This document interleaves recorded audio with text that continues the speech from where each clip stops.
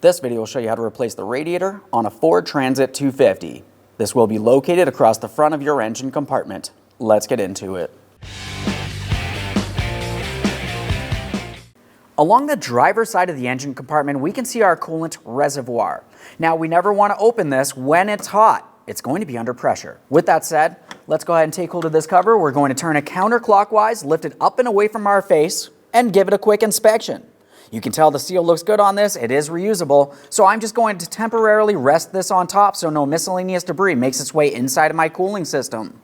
Okay, friend, let's get started on our job. We're making our way along the driver's side of the engine compartment first. Now, as I look down in this area, I can see where my cooling fan electrical connectors are. We're going to have to disconnect each of these. Now, on each, you're going to find that it has a squeezable tab. We're going to squeeze that in and pull these out of place. Typically, you will have to squeeze these to pull them up and out. That one just wasn't secured. That's strange. Either way, just a quick inspection. We want to make sure we don't see any corrosion. Those look good, so we're going to set them aside. Now that we have those disconnected, let's move down below. This is where we can see our transmission cooler. The transmission cooler is held in place with one 8mm headed mounting bolt.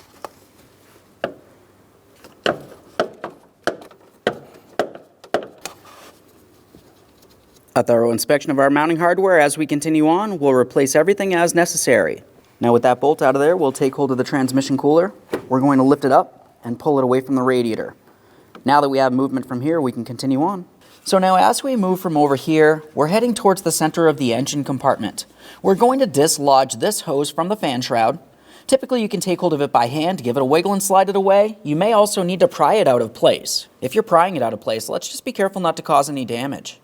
For this, I'm using a small trim tool. You can use a flat blade screwdriver if necessary. There's that. Just a quick inspection of this. This looks good. Now, if that did happen to break, that's okay. You can attempt to use a wire tie during the installation. This looks good. So now the next thing we need to focus on is this line that comes across here. Now, in the center of the fan shroud, up along the top, we can see that we have this line making its way all the way across towards the passenger side. We're starting in the center. We're going to dislodge this. Just go ahead and pull it right out of place. Now, once you have it out of place, a quick inspection. This one looks like it has been serviced. Somebody tried to fix a broken line here. Yours should be in one piece. We're going to continue on following this towards the passenger side of the cooling fan assembly. Now, as far as this connector is concerned, you're going to find that it has two squeezable tabs, one on the top, one on the bottom. Squeeze them towards each other, towards the center, that is. Just a gentle twist as we pull that away. Of course, a quick inspection. This looks good. We'll set it aside. Now let's make our way safely under the front of the vehicle so we can continue draining the coolant.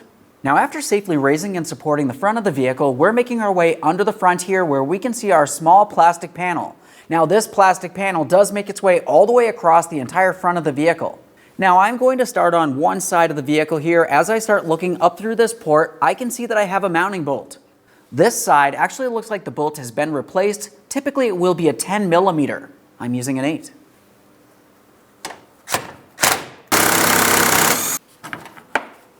There's that mounting bolt. Now do the same thing on the other side. Now we'll make our way along the outer edge where this shield connects to our front bumper cover. You're going to find you have 4 more 10mm bolts.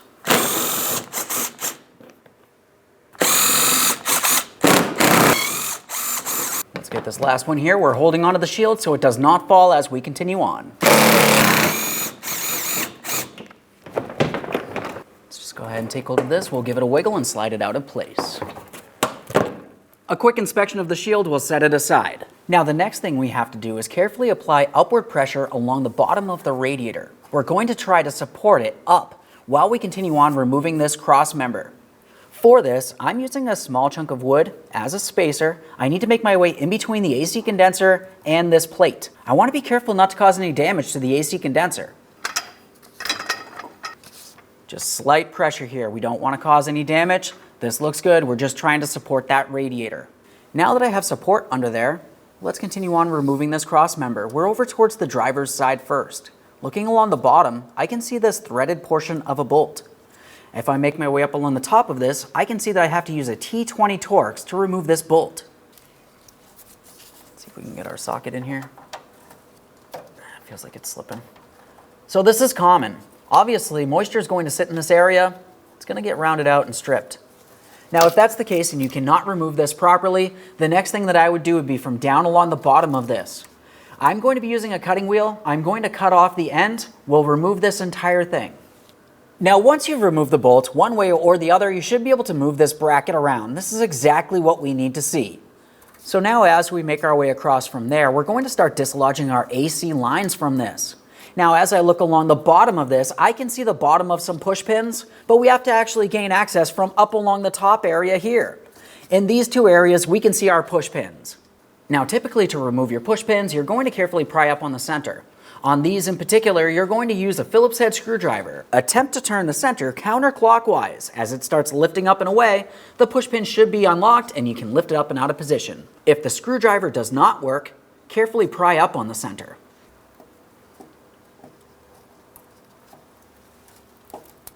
Okay, so as you can tell, mine is turning, but it is not lifting up. This is common, so I'm just going to have to pry it up and out of position. So with this, I'm using a small pocket screwdriver. I'm trying to get underneath the center area of this so I can pry it up and away from the outer portion. It can be fairly difficult to see up in this area.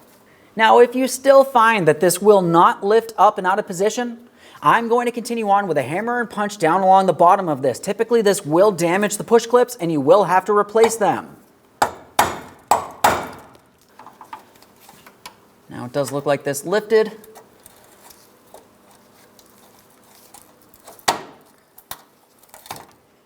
We're making our way across. We can see the next piece of hardware here. Same process. Attempt to use your Phillips head screwdriver to loosen the center. Otherwise, you may have to remove it the same way as we just did for the other. Now, there's the center of this. Let's go ahead and remove the rest of it.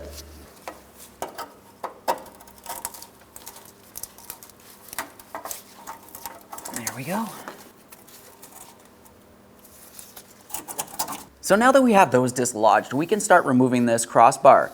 Now along each side, you're going to find that you have two 10mm headed mounting bolts. It's common for these to be rusted in place.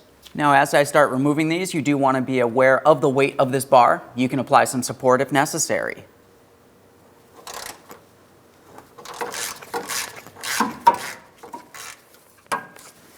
Now, as you can see, this bolt is coming loose. I'm going to leave it in a couple threads. We'll continue on to the next.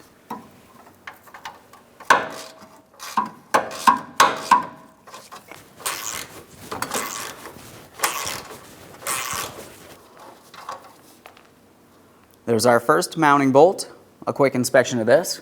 Now typically I will leave this one in place. I'm going over to the other side of the vehicle. I'm going to remove the bolts on the other side and then we can get this one out of here as well. So I have the other side mounting bolts out now. I'm holding up on this cross beam. Let's remove that bolt. We'll carefully start pulling this down.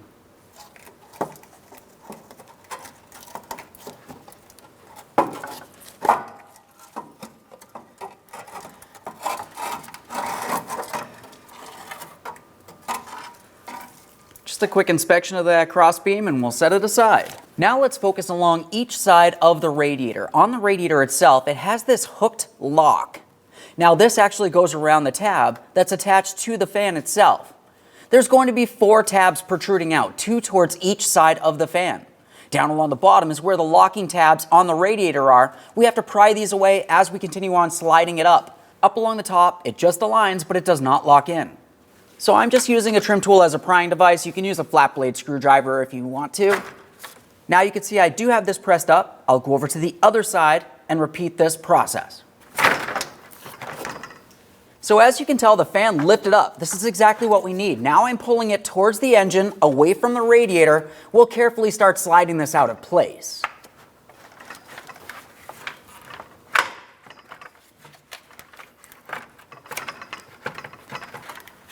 Try to take this at an angle here. Can be a tight fit.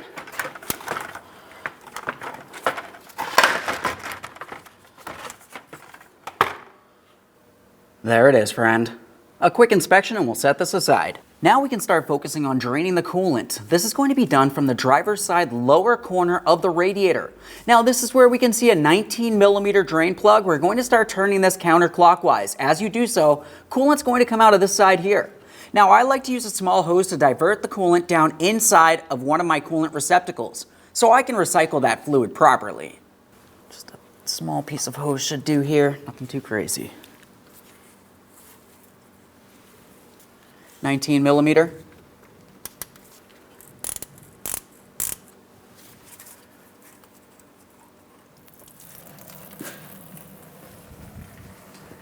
All right, let her drain. So as you can tell, the coolant has finished draining here.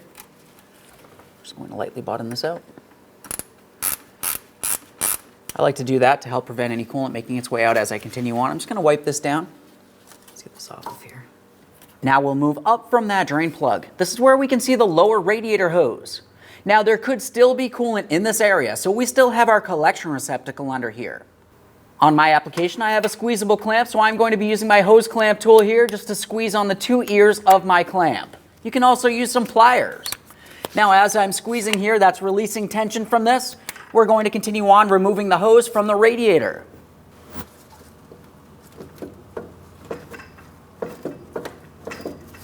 So I can see it sliding out of position. This is exactly what we want.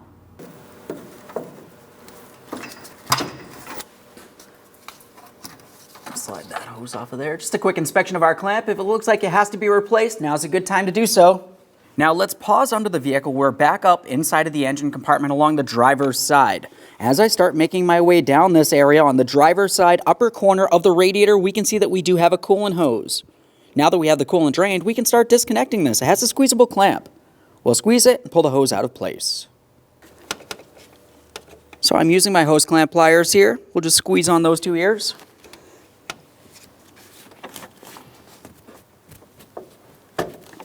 Go ahead and slide that hose off of there. Remove our tool. A quick inspection of the hose, that looks good. Now we're going over to the other side of the radiator. We're going to start disconnecting our upper radiator hose from the passenger side of the radiator. Now as we come over towards the passenger side, we can see where our power steering reservoir is. We're going to come all the way down along the passenger side of the radiator. This is where we can see our upper radiator hose.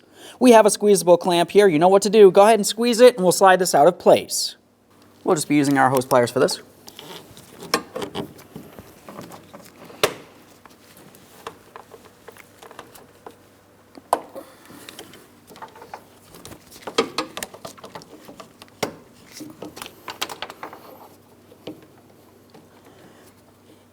So now we're making our way back down under the vehicle. There's just a couple more things we need to do. Now along each side of the radiator, you're going to find that it has small hooks. This is where the AC condenser falls into. There's also going to be upper hooks. The lower hooks are the ones we need to pay attention to. Now as far as this is concerned, up along the top, this is where we have a locking tab. I'm going to squeeze that in, and now I'm lifting up on the AC condenser. I can see it starting to separate. This is exactly what I want to see. After I lift that up, I'm just carefully pulling that towards the side. Now let's do the same thing on the other side of the radiator. Now once you have both sides dislodged, keep in mind there could still be coolant inside of the radiator. We're going to start carefully lowering it down. I like to make sure that I'm supporting my AC condenser with something. Now at this point, we'll just carefully start pulling this down and out of here. Let's let that coolant drain for a second.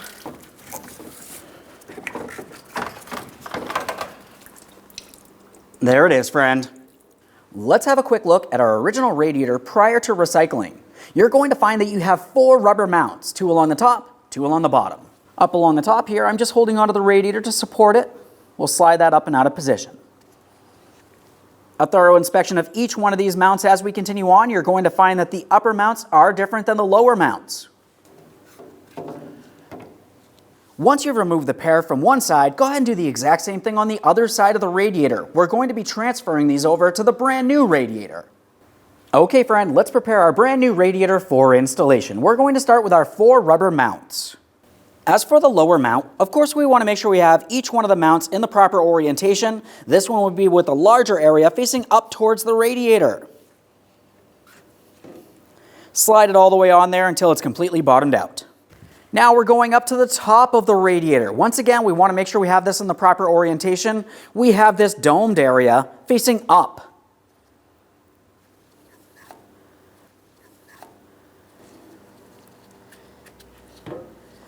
Now while we're still in this area, let's make sure that our drain plug is tight. We're going to turn this clockwise.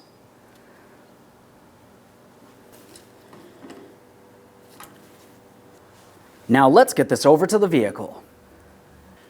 Now, as we make our way towards the vehicle, we're bringing this up carefully. We want to be careful not to cause any damage to any of the cooling fins on the radiator or the AC condenser. We're just bringing this up so it's close to being in the proper position and then supporting it. We don't need to have this fully seated up along the top yet because we still have to make adjustments with the AC condenser. Just going to put support under here. That'll hold it for me. Now, along each side of the radiator, you remember during the removal process, the AC condenser has locating tabs that protrude out towards each side of the vehicle, and the radiator will actually have small hooked areas. We can see one down bottom here, the second one's all the way up in this area. We want to make sure we come up nice and high with the AC condenser. We're bringing it down towards the hooked area. Now, before I slide this completely into the locked position, I'm going to make sure I align the other side as well. After that, we can slide this all the way down and make sure it's fully locked. So I've got the other side aligned. Let's go ahead and lock this in. We want to double check to make sure the lock did go over this. Now I'm going to give it a wiggle, attempting to separate it. Of course, I already did lock in the other side, so let's continue on. Now, as we bring the radiator and AC condenser into place, we need to pay attention at the upper mounting point. You can see all the way up in this area, we have a circular port. We'll make sure that this aligns. Of course, you have the same thing on both sides of the vehicle. Get that lined up. Okay, so I have it lined up on the passenger side. I'm going to go over to the driver's side, just pressing it up as well. Once you have both sides seated properly, we want to make sure we support this in a way that keeps it up against the upper positioning. Now that we have that supported, we're heading towards the driver's side. We have our lower radiator hose. Let's line this up, press it on as far as possible. With that pressed all the way against the radiator, continue on with your clamp. We want to attempt to get that into its original positioning.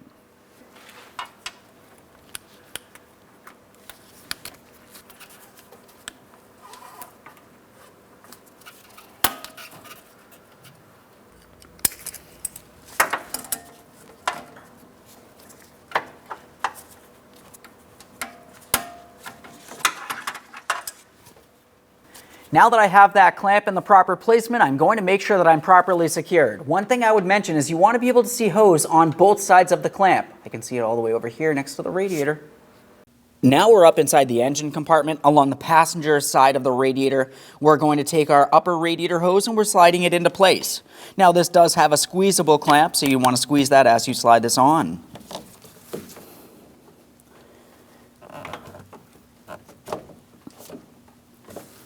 Now that I have the hose fully pressed up against the radiator, I can release the clamp. We'll double check to make sure we can see hose on both sides of the clamp, of course.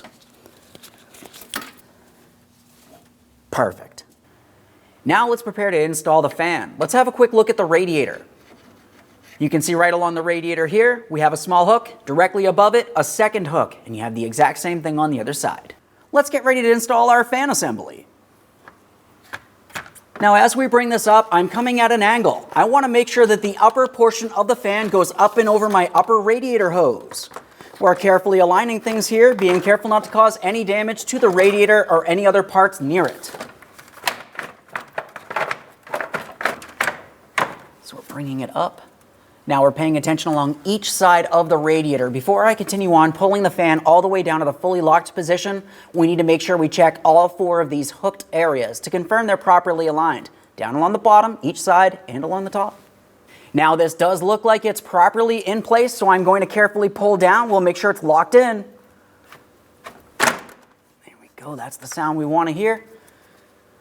Let's just go ahead and double check each one of those areas, both sides of the radiator and fan assembly. Let's continue on with our crossbar now. We're coming in at an angle towards the driver's side. Now, as we bring this up into the proper position, we need to align our lower radiator bushings with the corresponding port on the crossbeam. You have 2 of these, one on either side. I'm just going to remove my support from under that. Make sure that fits through. That's exactly what we want to see. Same thing on both sides. Now we're going to carefully apply upward pressure on this and continue on with our 4 mounting bolts, 2 for each side. Okay, so I have my 10mm mounting bolts. We want to make sure we start them all in before tightening any. Okay, I got the other side in. Let's make sure they're nice and tight.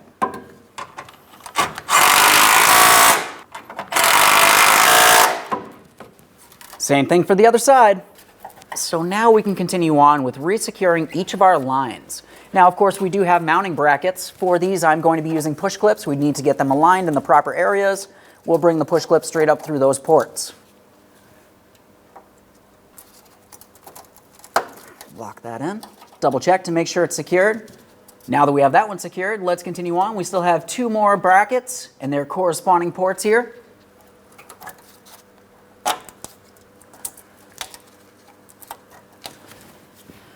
Take hold of those lines, double check to make sure they're properly secured in place. Now it's time for our lower protective panel. As I start bringing this up, I like to start along the forward area. I'm taking hold of the bumper cover, I'm flexing it down. The bumper cover goes under the plastic panel we're installing. Now, once you feel as though you have it in the proper placement, we'll continue on with our 4 10mm headed mounting bolts across the front. Now, when I do these bolts, I always like to start in all pieces of hardware before tightening any of them, just in case we have to maneuver this around. So now we'll make our way into this area. We need to make sure it's properly aligned. I've got my 10mm bolt. Start that in. Perfect. Now I'm going over to the other side. I'm going to repeat that process. After that, we can tighten all 6 of these mounting bolts. Okay, they're all started in. Let's make sure they're tight. Do the same on the other side. We'll make our way to the front mounting bolts after that.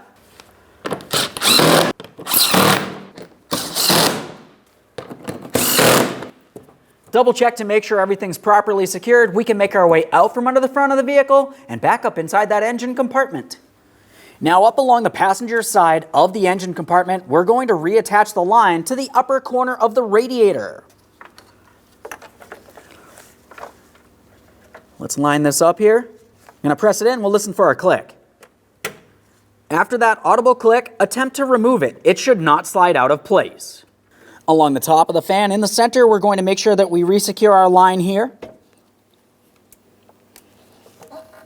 So now as we move towards the driver's side, we're following where this line comes across the fan.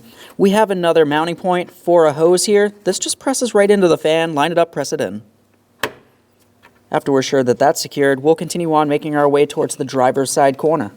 Now in this area, we have a small hose. For this, we're going to squeeze on our squeezable clamp and we'll press that into position.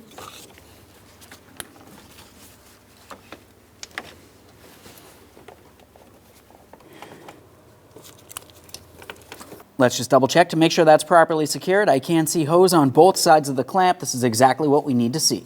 Along the driver's side of the radiator and the fan, we have our transmission cooler block. So we're just going to make sure that we have this aligned. Once you have it in the proper placement, we'll continue on with our 8mm headed mounting bolt up along the top area. Now, my mounting bolt was damaged, so I replaced it with a brand new bolt.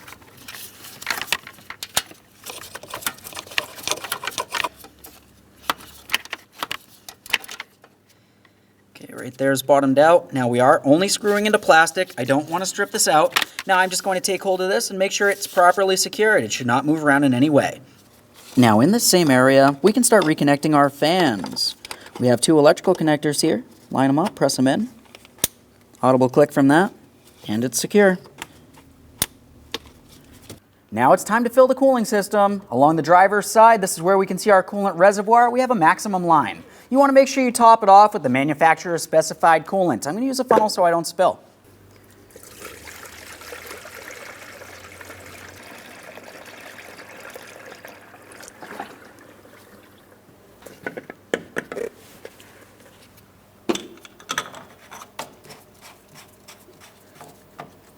Now, the next thing you have to do is start the vehicle. You're going to let it run until it gets up to normal operating temperature. Top off the coolant as necessary. Once the cooling fans turn on, you want to just triple check to confirm you're at the maximum line, using the manufacturer coolant.